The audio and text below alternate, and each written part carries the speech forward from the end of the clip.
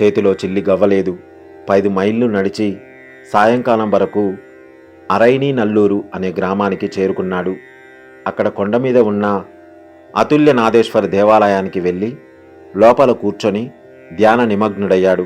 అక్కడ దివ్య జ్యోతి దర్శనం అయ్యింది. పూజారి, ఎవరయ్యా నీవు? గుడికి తాళం వేసే టైం అయ్యింది అన్నాడు. వెంకట్రామన్ ప్రసాదం పెట్టమని అడిగాడు. పూజారి పెట్టలేదు. అక్కడి నుండి 6 ఫర్లాంగుల దూరంలో ఉన్న కీళ్ళూరు గ్రామంలోని దేవాలయానికి వెళ్ళాడు. అక్కడ పూజారి కూడా ప్రసాదం పెట్టలేదు. గుడిలోని ఒక వాద్యకాడు తన వంతు ప్రసాదం ఇచ్చాడు. మంచినీళ్ళ కోసం బ్రాహ్మణ వీధికి పంపాడు. మంచినీళ్ళు ఇచ్చేలోగా వెంకట్రామన్ స్పృహ తప్పి పడిపోయాడు. స్పృహ వచ్చేసరికి ప్రసాదం చెదిరి పడిపోయింది. చుట్టూ జనం మూగారు. మెతుకులు ఏరుకొని తిని కొంచెం నీరు త్రాగి అక్కడే ఆ రాత్రి ఇసుక తిన్న మీద నిద్రపోయాడు. మరునాడు గోకులాష్టమి.